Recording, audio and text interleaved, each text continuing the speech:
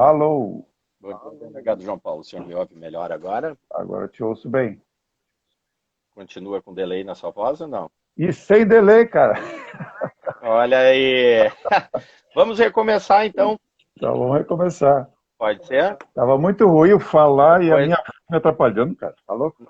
não é difícil, atrapalha a linha de raciocínio, né? É, E depois essa entrevista a gente ainda divulga nas redes e vai ter um alcance maior. Então vamos recomeçar ela agora com um bom áudio. Pode ser? perfeito, vamos lá. Então eu sou o jornalista Rafael Martinelli do site seguinte e recebo hoje na série de entrevistas com candidatos à prefeitura de Cachoeirinha e Gravataí, o delegado João Paulo Martins, candidato à prefeitura de Cachoeirinha pela coligação Cachoeirinha no Rumo Certo, que reúne o PP, PRTB e PL. Bom dia então, delegado. Bom dia, Martinelli. Bom dia aos internautas que estão nos acompanhando aí. Boa companhia, bom trabalho e obrigado por estarem conosco. Delegado, o senhor vai renunciar à sua candidatura? Expectativa do meio político, já que o senhor não participou dos dois debates de dois dos maiores veículos de comunicação de Cachoeirinha, que são o Grupo Sinos e o seguinte. Martinelli, primeira resposta: não, não vou desistir da candidatura. Pelo contrário, estou mais firme nela, mais convicto do que nunca. E segundo, que eu não participei porque eu tive que fazer uma opção, né? Uma opção entre participar dos debates ou me dedicar a outro ato de campanha. Por isso, então, diante dessa ter que adotar uma alternativa, deu a coincidência que os dois últimos eu fiquei impossibilitado de participar. Mas não significa isso que exista de minha parte qualquer movimento, qualquer intenção, qualquer possibilidade de desistir de candidatura. Sempre que no fofocômetro já lhe colocavam com uma possibilidade de renunciar à candidatura e apoiar o candidato Dr. Rubinho, né? Eu até lhe pergunto, o senhor, como ex-chefe de polícia, se não lhe incomoda uma associação a um candidato que exerce a sua função como advogado, né, constitucional, mas um advogado criminalista, né? Que o que o popular muito chama o porte-cadeia, né? E Sim. também tem um histórico de apoiadores com executados, com problemas, inclusive o próprio prefeito, agora, a própria coligação do prefeito teve uma decisão, um recurso à justiça eleitoral, numa questão, uma representação do Rubinho que, que tentava reverter o fato de ele se sentia ligado ao tráfico de drogas por outras candidaturas, né? Isso lhe incomoda? Isso incomodaria, né? Portanto, lá no início, logo que há cerca de ano e pouco atrás, quando se iniciaram as primeiras conversações sobre possibilidades de coligações e de ação conjunta nessa campanha, houve sim conversa. Na época, Rubinho, né, se aproximava do PTB, então, e eu estava ainda no PSL, se cogitou disso, né? Porque outras pessoas imaginavam que deveríamos reunir forças para enfrentar a situação. Entretanto, eu sempre tive esta avaliação, né? Não entrando aqui no mérito da questão se o vereador Rubens tem ou não ligação, mas a verdade é que existe sobre ele uma pecha que o liga, né, a esse problema do narcotráfico, talvez em função da profissão dele como advogado, talvez em função desses episódios que aconteceram no entorno dele. Então, eu não via, em nenhum momento eu vi como possível essa aproximação, porque isso seria, talvez para ele não fosse ruim, mas para mim seria, para mim com certeza seria uma contradição em relação ao que eu fiz, né, a minha carreira policial, tendo me dedicado mais de 30 anos contra o crime, então não teria essa possibilidade do ponto de vista político, seria praticamente eu cavar uma sepultura política se assim eu fizesse. Sim, a minha pergunta ela era justamente do ponto de vista político, né? Porque eu também sou jornalista, eu não sou juiz nem nada, né? Eu perguntava pelo ponto de vista político, já que é uma candidatura dele que sofre esse tipo de ataque, né? Mas isso é a justiça que tem que Sim. decidir, né? Delegado, nos debates, parece haver um consenso que é o seguinte, que a prefeitura estava quebrada na gestão do prefeito Vicente Pires. Lhe incomoda ter sido secretário dele? Não me incomoda por duas razões, Martinelli, porque eu fui secretário, não fui secretário do Vicente, né? Eu fui secretário do governo, portanto, trabalhei para a sociedade de Cachoeirinha, numa área que é totalmente de meu domínio, de meu conhecimento, e eu não tinha como dizer não a um convite para trabalhar exatamente naquilo que eu poderia melhor contribuir para a minha comunidade naquele momento. Então, eu aceitei, e também porque não houve nenhuma vinculação político-partidária. Claro que o cargo de secretário é político, não temos como negar isso, né? É um cargo político. Mas eu não me envolvi com a questão partidária, em nenhum momento eu quis me filiar ao partido, em nenhum momento eu pensei em fazer carreira, naquele momento não me passava pela cabeça. Até se passasse, talvez eu tivesse repensado. Mas como não passava, como eu estava absolutamente inocente em relação a esta pretensa carreira política, ela só surgiu após, eu não avaliei essa questão, né? Naquele momento, eu estava com disponibilidade de tempo e, além disso, se nós olharmos, Martinelli, para a situação da época, né? A situação da época, o partido PSB era oposição ao governo federal, né? Governo federal que eu já percebia como desastroso naquela época. Então, quem era oposição ao governo federal na época? Era o PSB e outros poucos, né? A maioria estava junto com o governo Dilma. Então, eu só sei, porque se o governo PSB na época, porque no governo anterior, até o momento anterior, até 2013, o PSB esteve. Deu um barulho aí. Pode Até falar. 2013, o Partido Socialista Brasileiro estava unido ao governo federal de Dilma e Lula. Porém, houve essa ruptura. E ao fazer essa leitura aí de que seria uma proposta diferente, tal, eu aceitei. Então, para ser mais objetivo, não me incomoda, e até te digo mais, Martinelli, e aos ouvintes aí, pessoal que está nos acompanhando, somente por isso, somente pelo fato de eu ter participado do governo, na condição de secretário, de ter conhecido como as coisas funcionam ou funcionavam, né, é que eu me sinto habilitado hoje e motivado, porque eu não imaginava que as coisas eram assim, né, nos governos municipais. Essa interferência política, essa proximidade entre a pressão política, o elemento político e o gestor, ela é uma coisa chocante para mim, que atuei no Estado há mais de 30 anos, né? E ao ver isso e perceber que isso é uma coisa que não pode dar certo, da forma como é feita, é que eu me sinto disposto a enfrentar isso para mudar essa questão. Certo. Delegado, em 2017, a cada R$ 10 de arrecadação, 8 iam para a folha de pagamento. Hoje ainda está acima da lei de responsabilidade fiscal. Outros candidatos prometem rever aquele pacote do Mickey que retirou, que para uns são direitos, para outros benefícios, para outros privilégios, depende a Bom, ideologia, a pessoa tem uma leitura diferente, né?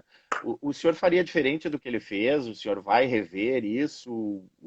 Não tem como voltar atrás nessa questão? bom, Qual o seu plano para isso? voltar atrás, eu diria que não é possível, né? Porque o que está feito, está feito. O que eu poderia ter feito diferente?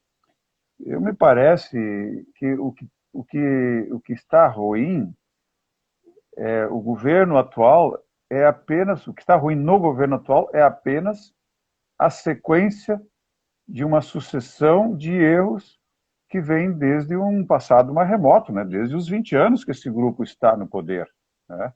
Eles eles tiveram um período de vacas gordas, né? E não se prepararam, porque a história é cíclica, né, nesse aspecto. Tem um período das vacas gordas e tem um período das vacas magras. Então, o governo teve um período de arrecadação, esteve entre os municípios de maior arrecadação, gastou, se envolveu, se comprometeu, e aí veio a recessão, o município não soube lidar, então acho que isso eu faria diferente, né? Como lidar com isso, como manter as empresas que aqui estavam, como atrair novas empresas, como estimular o empreendedorismo, né? Isso teria que ter sido feito diferente. Os relatos que a gente recebe são esses, né? De que os empresários que atuam na cidade têm dificuldade imensa devido à burocracia, devido à falta de um ambiente acolhedor no interior da prefeitura, quando lá se dirigem para fazer qualquer coisa. Além disso, eu quero contestar uma afirmativa tua, Martinelli, porque eu me baseio numa fonte que está disponível para mim, que é a Secretaria da Receita Federal, né? E lá ela coloca os índices de comprometimento em patamares diferentes desse, não é R$ 8 a cada 10. Em 1916, aliás, 2016, que foi o último o último ano do governo anterior, o comprometimento ficou na faixa de 63%. Depois, aliás, 61%. 2017, 63%. E ficou neste nível aí, sendo que no último ano completo, ou seja, 2019, ele ficou na faixa de 61 alguma coisa, beirando 62%. Portanto, há uma diferença entre o que o prefeito Mickey fala e aquilo que a gente lê no site oficial do governo federal que acompanha esses números. Mas, de qualquer maneira, em qualquer hipótese, acima da lei fiscal, né? está acima do limite prudencial, né? Então, isso é um fator limitador, né, para a administração, ou seja, não pode dar aumento, não pode contratar, não pode realizar determinados atos, exatamente porque ele fica engessado, né? Em qualquer hipótese, ele está engessado. O senhor fará uma reforma da Previdência Municipal para tentar fazer frente a essa dívida do PREC? Bom, nós temos que fazer aquilo que for necessário ser feito, né? Porém, com os cuidados de respeitar as leis, né? Respeitar o direito adquirido, respeitar o diálogo, né, entre as categorias, ou seja, nós temos que fazer uma parceria, né? O servidor público não é o culpado da situação que o município se encontra. Ele foi aberto um concurso, ele foi chamado, acolheu, todos os direitos concedidos aos servidores foram por lei, né, foram negociados, foram aprovados pelo Legislativo Municipal. Portanto, é muito surpreendente para mim que pessoas do Legislativo fazem crítica a esse contexto se eles são parte dele, né? O Legislativo é totalmente parte desse contexto. Então, não há como agora dizer eu sou oposição, eu não tenho nada a ver com isso. Tem sim, tem pessoal que está na oposição aí, que são vereadores, eles têm tudo a ver com a situação que é o que hoje acontece no município de Cachoeirinha. O senhor fala que o próximo prefeito, né, no caso o que o senhor quer fazer, caso eleito, tem que liderar a cidade numa retomada, né? E a situação ela não só em Cachoeirinha, mas também, né? Uma dívida alta, dos 300 milhões, que dá uma metade, um orçamento de meio ano, né? Se fosse ver essa dívida com o IPREC, que é o Instituto de Previdência, uma perda de receita de 50 milhões, não toda compensada pelo governo federal com a pandemia, mais cerca de 10 milhões agora com o fim da majoração da alíquota do ICMS do Estado. Então é uma situação difícil, né? O que na prática significa liderar a cidade para uma retomada? Sim. Martinelli, eu tirei meu fone de ouvido porque eu estava te ouvindo com dificuldade, então talvez esteja algum problema aqui no meu aparelho. Tudo bem. Se tiver E agora Melhorou? Agora o senhor ouve sem delay nem nada. Eu lhe ouço bem. Perfeito, sem delay. Como liderar esse processo? Me parece que é o natural, o prefeito de uma cidade tem que liderar a sua comunidade, né, para resolver os problemas, né, para encontrar essas soluções aí que não vou dizer que seja fácil, né? A gente sabe que a missão é muito árdua, muito espinhosa. Então, o prefeito ele tem que, a partir da sua credibilidade, a partir do seu comprometimento, a partir do seu exemplo, da sua iniciativa, né? Ele tem que tomar iniciativa, ele tem que fazer um chamamento, tanto liderando, portanto, o digamos assim, o cenário político, né? Ele não pode entrar em conflito, né? O nosso prefeito atual ele herdou uma Câmara de Vereadores com unanimidade, né? 17 cadeiras, 100% das cadeiras em seu apoio. E ele só pode ser, né? Não sou eu que estou dizendo, é a matemática que está dizendo, ou seja, ele perdeu metade praticamente do apoio. Então, é evidente que está havendo ali alguma inabilidade política da parte dele. Então, o prefeito tem que ter essa habilidade política de liderar um processo e ele vai liderar pelo exemplo, né? Eu eleito, vou usar o meu procedimento, a minha postura como exemplo para arrastar, né? Arrastar empresários, servidores, parceria com servidores, né? Servidores hoje estão se sentindo escanteados, eles estão se sentindo desvalorizados. Claro, tudo começou com aquele episódio inicial, então, a partir disso, desse relato que eu te faço, é que eu entendo que se possa fazer uma liderança, fazer um mutirão a favor de Cachoeirinha.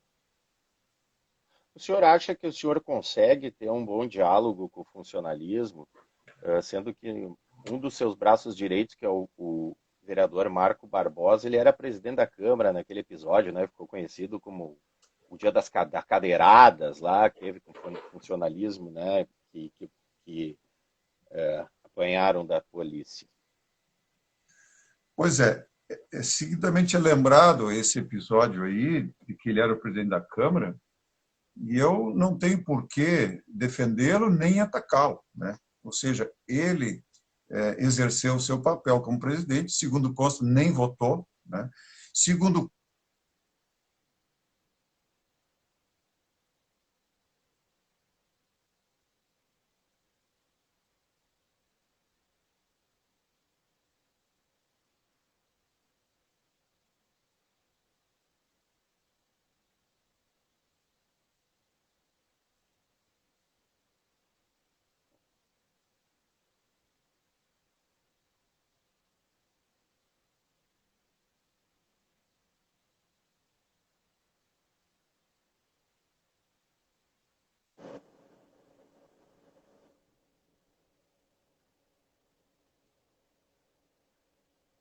Caiu a conexão do delegado João Paulo.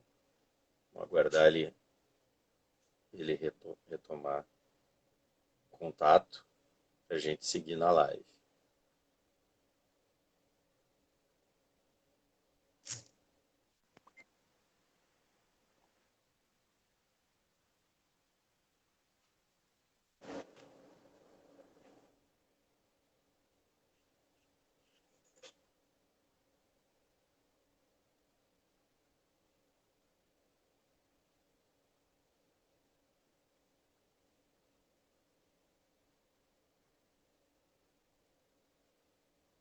Estou conversando aqui com o delegado João Paulo Martins, candidato à prefeitura de Cachoeirinho.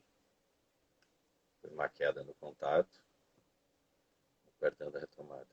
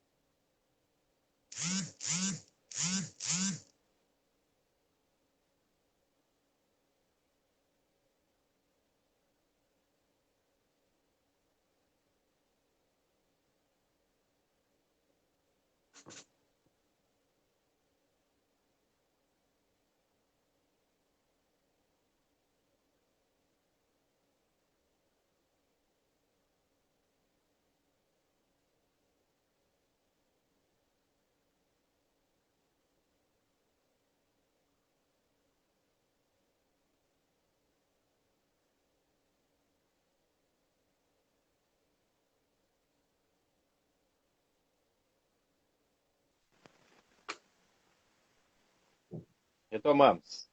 Que bom.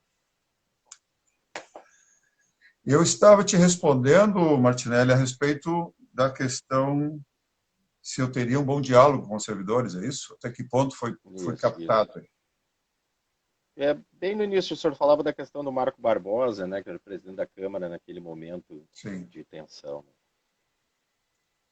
Então, eu prossigo. Como eu estava dizendo, esse fator do vereador que hoje faz parte do Progressista e que estava como presidente da Câmara, eu não tenho motivo para acusá-lo nem para defendê-lo. Simplesmente eu não participei do episódio. Ele tem as razões dele, tem a assessoria dele, técnica jurídica. Se tiver que se defender, ele o fará. Porém, o que me consta é que ele, como presidente, sequer votou em tal decisão, e bem como que a iniciativa de fazer segurança e chamar segurança para o evento teria sido do executivo na época. E também me parece o seguinte, olha só, estou valorizando aí teu nome do nosso programa, Martinelli. Me parece o seguinte, que não caberia a um vereador, mesmo que presidente da Câmara, estabelecer a forma de procedimento dos policiais militares, né? A Polícia Militar é uma instituição que tem quase 200 anos de existência, ela tem um treinamento, ela tem um procedimento, então acho que nenhum comandante militar chegaria para o presidente da Câmara e perguntaria: como é que o senhor quer que faça? Quer que bata ou quer que não bata? Isso é ridículo, né? Eu conheço muito bem a Brigada Militar. O que aconteceu ali foi dentro de um contexto que acontece nos enfrentamentos, né? Mas eu não quero defender isso aí. Meu diálogo. Certo. Vamos adiante, delegado. Vem aí uma potencial segunda onda da pandemia, né? A Europa está sempre na frente, a gente pode observar, né? E sem ter terminado a primeira, né? Como o senhor pretende tratar com comércio, indústria e serviços num eventual novo abre e fecha? O senhor teria feito diferente do atual prefeito? O senhor vai fazer diferente? Bom, a minha posição, Martinelli, é bem simples, né? Não há por que complicar. Como prefeito, eu vou fazer o máximo para favorecer a economia, né? Mesmo que isso represente algum desgaste, na hipótese de que setores que defendem o fechamento vão achar motivo para criticar o prefeito, mas o prefeito ele tem que tomar uma decisão, né?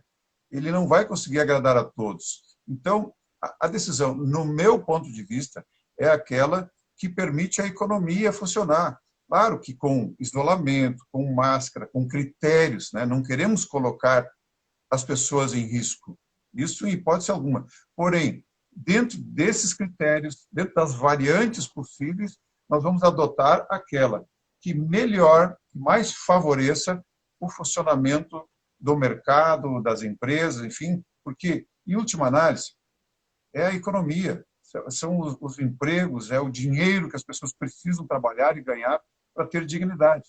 Então, o nosso posicionamento vai ser esse. O hospital de campanha foi um erro ou um acerto?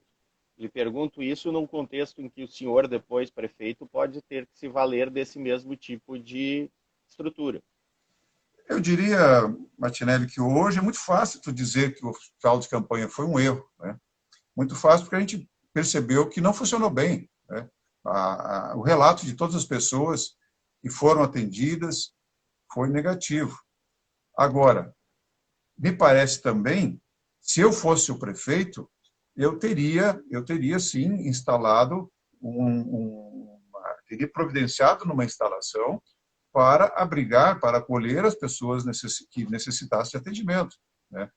Porém, se faria da mesma maneira? Muito provavelmente que não, porque a informação que eu tenho é de que houve amadorismo, né? Que as pessoas que foram colocadas no hospital de campanha ou foram por indicação política, por critérios políticos, e não por critérios técnicos.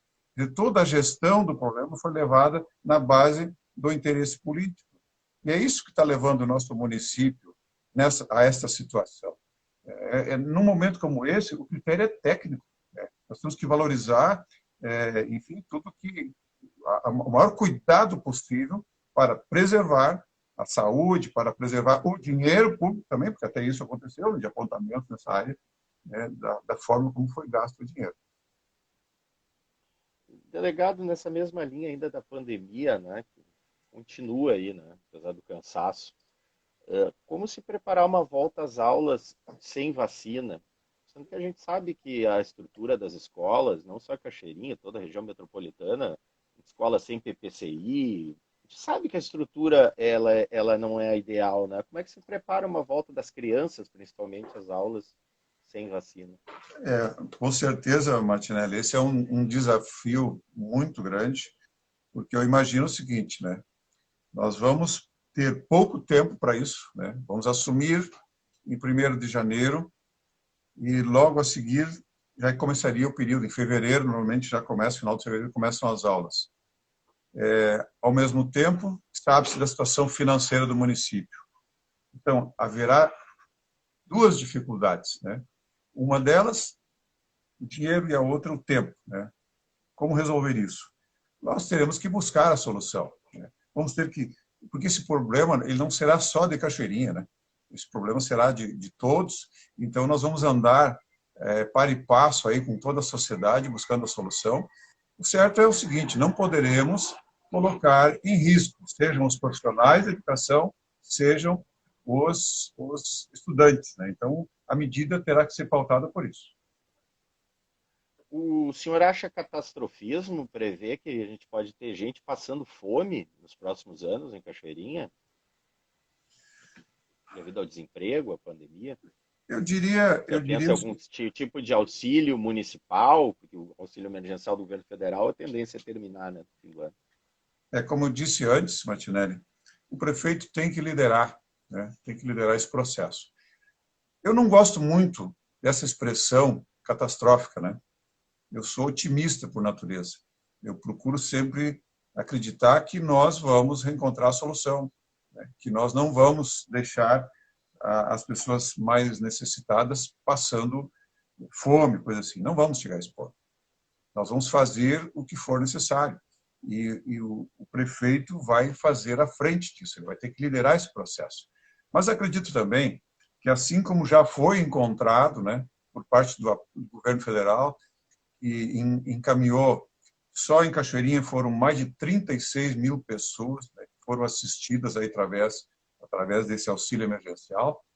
Então, eu não acredito que esse mesmo governo, de uma hora para outra, vai abandonar, né? Vai mudar totalmente. Então, aliás, até por incrível que pareça, né, a situação da economia ela não está tão ruim justamente por isso, porque as pessoas foram comprar alimentos, né, movimentaram, pelo menos aquele comércio mais ligado à parte da alimentação, e alguns produtos até inflacionaram, né? Então, eu não para te ser bem objetivo, não sou catastrófico, acredito na solução e nós vamos encontrá-la.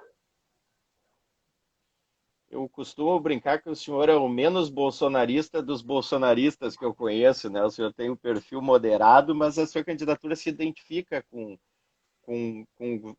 o presidente Jair Bolsonaro, né? E em 2018 recebeu 70% dos votos em Cachoeirinha. O senhor é bolsonarista? Isso dá ou tira votos hoje? Martinelli, eu acho que você me ajuda quando me acusa de bolsonarista, né? Eu sei do teu posicionamento e respeito todos, né? E a pessoa que mais me acusa de ser bolsonarista é você, justamente você. Mas eu não me ofendo com isso, né? Porque realmente eu me identifico com Bolsonaro. As pessoas, quando me procuraram para que eu fosse candidato, para que eu aceitasse essa condição de candidato, elas se pautavam por Bolsonaro, né? Viam na minha pessoa, na minha postura, na minha maneira de ser, de enfrentar as questões, elas viam alguma semelhança. Então, ao natural aparece essa comparação. Mas a verdade é que eu não sou, né? Eu sou admirador, apoiador, né? Respeito o presidente Bolsonaro, né? Torço por ele, mas eu não me considero... Essa expressão, bolsonarismo, ela leva para o mesmo contexto, né, de fanatismo, né, de lulismo, de brizolismo, de hitlerismo, né? Então, o bolsonarismo parece assim uma coisa um pouco doentia, uma coisa um pouco bitolada, né? Então, eu não me considero. Até porque quem é lulista, por exemplo, não aceita a condenação dele. Eu já sou diferente, né? No momento que Bolsonaro faz alguma coisa errada, eu estou condenando ele, né? Eu o critico por algumas expressões que ele adota, alguns procedimentos, e se ele vir a cometer alguma coisa errada, eu não vou perdoá-lo, eu não sou bolsonarista, portanto eu não tenho essa questão do bitolamento. Eu me pauto pela liberdade, né? Então jamais vou mudar a minha maneira de pensar e de agir para seguir alguém.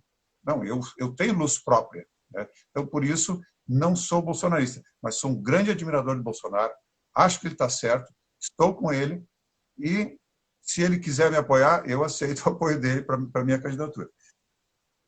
Pois é, eu acho que a sua resposta, ela, de certa forma, ela fecha com a minha posição, porque eu sempre coloco que o senhor é o menos bolsonarista dos bolsonaristas, né? Porque o senhor tem um perfil moderado, o senhor tem um currículo impecável, né? Eu até não consigo identificar. O senhor me diga, então, o senhor disse que admira o Bolsonaro, que características vocês têm semelhantes? Eu não consigo ver.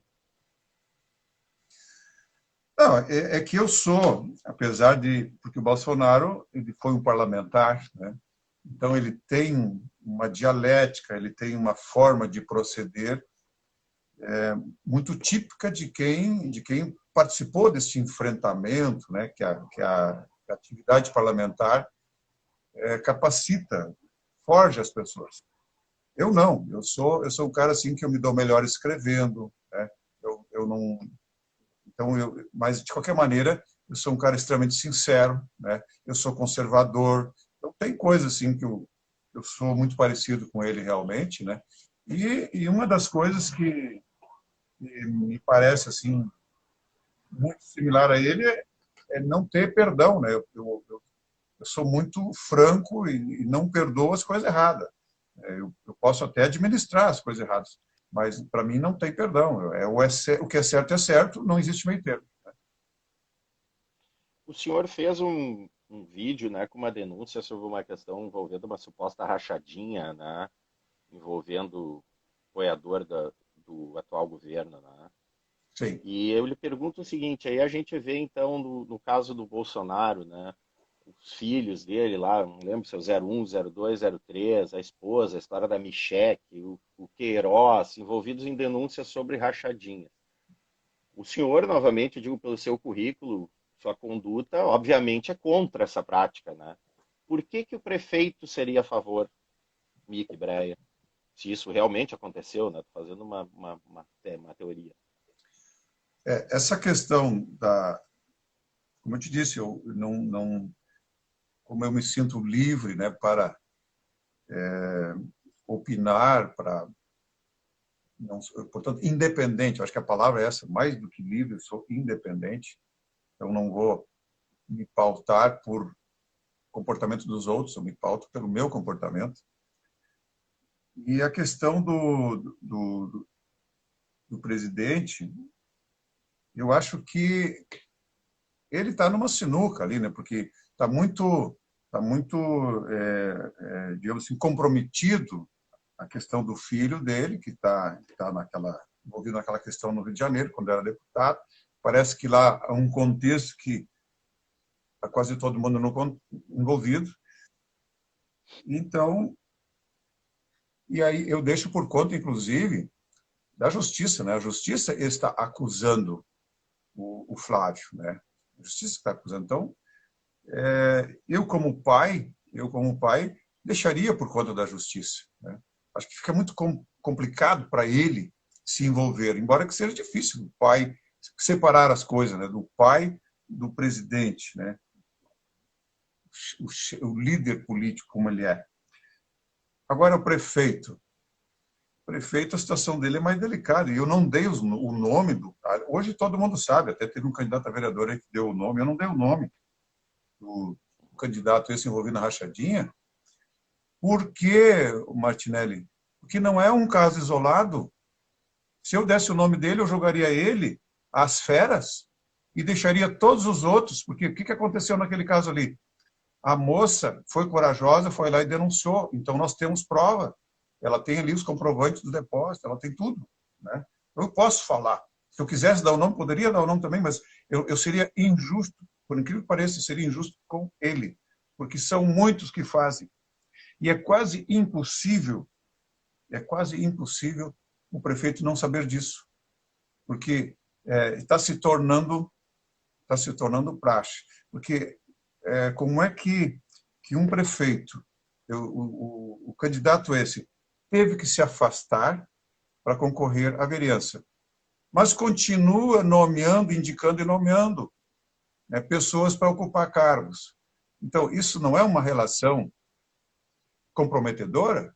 Como é que ele vai, o candidato a vereador chega lá, olha, quero que nomeie, não, agora eu quero que demita. E tudo acontece como ele estabeleceu. É muito difícil o prefeito dizer que não sabe disso. Aliás, essa questão, Martinelli, de alguém se escorar nessa história de que não sabe, isso remonta a um histórico passado recente aí muito ruim para o nosso país, né?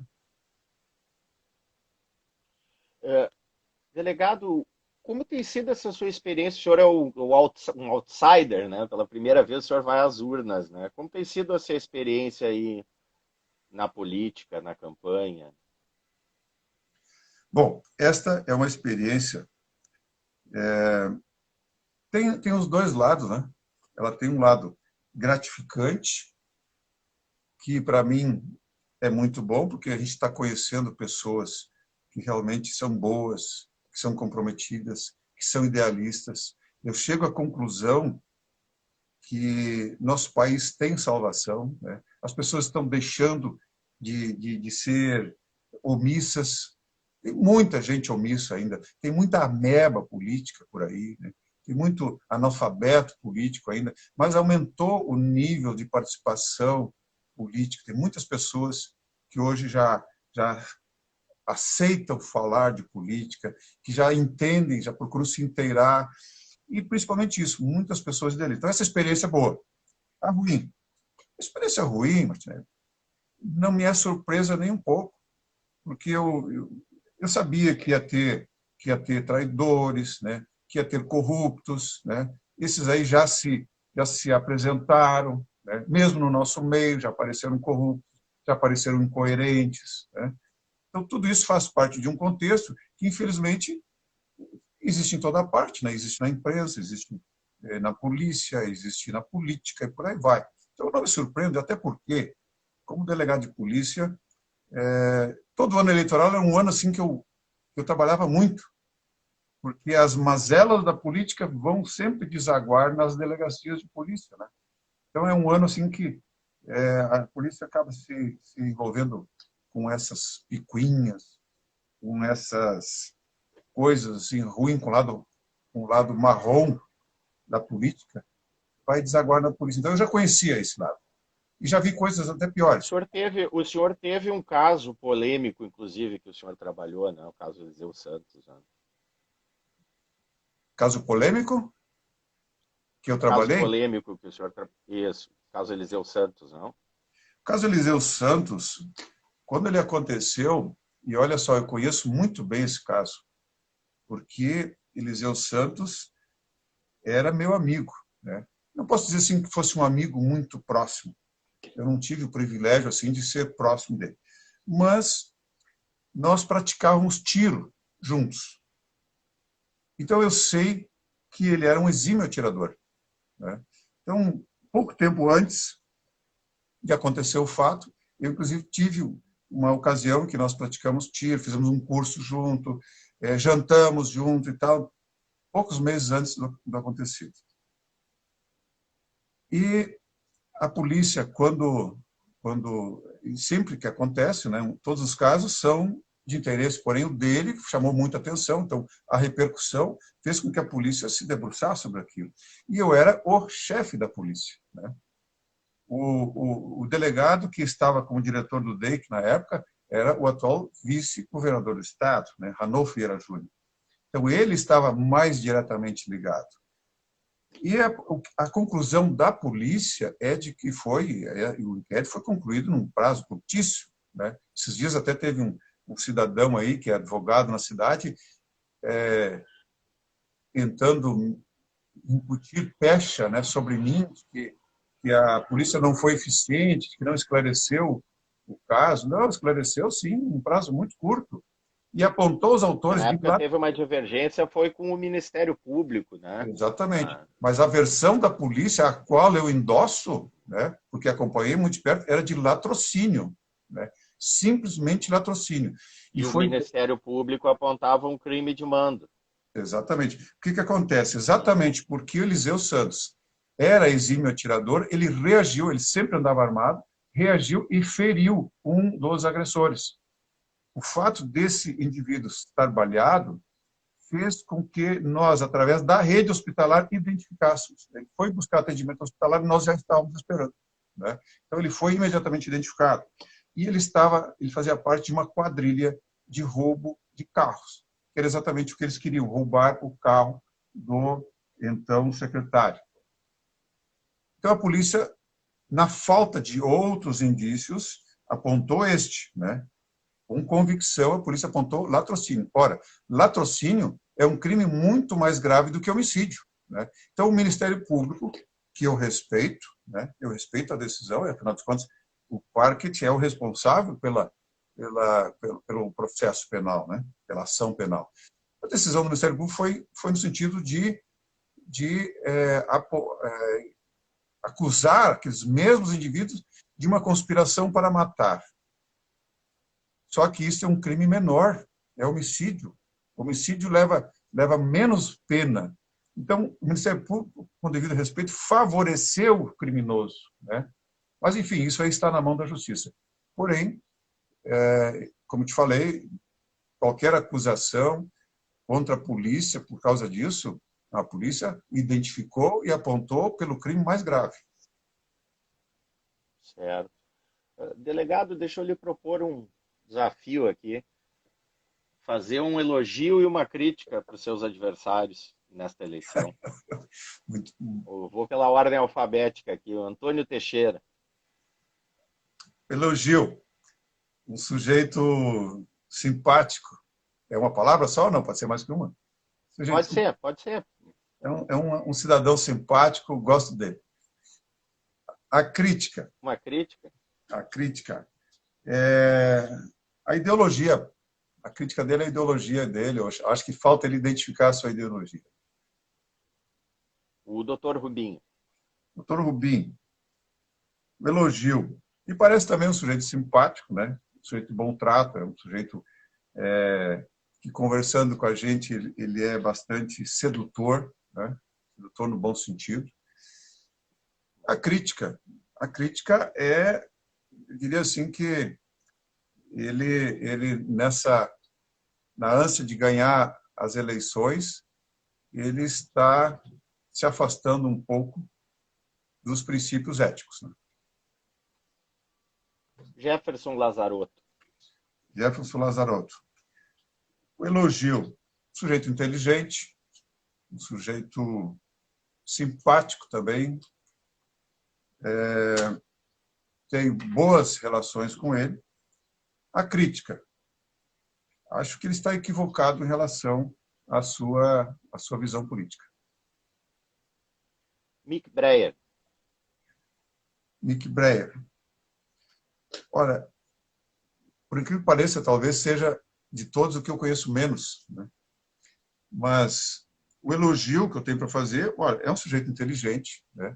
É um sujeito culto, é uma pessoa de fino trato, né? Porém, o lado negativo é esse, né? É o lado exatamente político. Ele está com grande dificuldade para ser um gestor. A deficiência dele é como gestor. Pablo Hernández. Pablo Hernández. Eu só o conheci depois que soube que era candidato, né? Então, eu vou me abster de fazer qualquer avaliação em relação a ele. Ok. Delegado João Paulo, eu agradeço a sua disponibilidade de participar dessa entrevista. Depois eu vou lhe passar o link, se caso o senhor queira compartilhar também nas suas redes. A gente vai compartilhar em todas as plataformas do seguinte aqui também.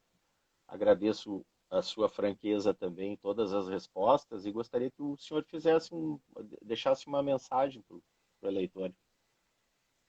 Bom, primeiramente, Martinelli, tu me mandou um questionário esses dias e eu não pude responder quando eu vi que tinha passado o prazo. Segundo, O senhor pode responder ainda. se dá, eu vou fazer, então. Se o senhor tiver um tempo, responde. Eu acho que é legal, é uma ideia para mostrar para as pessoas os gostos pessoais dos candidatos, né? Isso humaniza um pouco a política. A mensagem que eu quero deixar para os eleitores de Cachoeirinha é que o delegado João Paulo, juntamente com o vice, Adriano de Lázari, são pessoas identificadas com o bem, né, com o justo, com a honestidade, com a verdade, né? E, ao dizer isso, eu não estou querendo criticar os outros, mas o nosso compromisso é esse. Ou seja, nós não queremos, nós não somos do meio político, nós estamos nos doando para essa candidatura apenas pensando no bem-estar da população de Cachoeirinha, porque entendemos que Cachoeirinha pode ser melhor. Cachoeirinha tem um contexto muito favorável no sentido de localização, de povo, de indústria instalada. Então, o município poderia estar numa situação, principalmente do ponto de vista financeiro, organizacional, muito melhor. Então, a nossa dedicação é nos apresentar como uma alternativa do bem, né? Nós não queremos comprar voto, nós não queremos prometer coisas que a gente sabe que não vão ser possíveis de ser cumpridas. Nós não queremos ameaçar pessoas, né? Por incrível que pareça, Martinelli, tem pessoas sendo ameaçadas, né? Então, a minha mensagem, especialmente isso para o eleitor, é: não se sinta intimidado, não fique em cima do muro. No dia 15, nós temos que decidir o futuro de Cachoeirinha. A sua decisão é só sua e ninguém vai saber. Ali, naquele momento da conversa do eleitor com a urna, é íntimo. Aquelas pessoas que estão querendo dizer que o eleitor vai ser descoberto e se determinado candidato não ganhar, ele vai sofrer consequências, não entre nessa, né? O voto é livre, mas nós queremos um voto consciente das pessoas do bem. Era isso. Muito obrigado, Martinelli. Te agradeço pela Tá oportunidade. certo, eu lhe agradeço, desejo sucesso, o senhor é um cara do bem também. Grande abraço. Muito obrigado.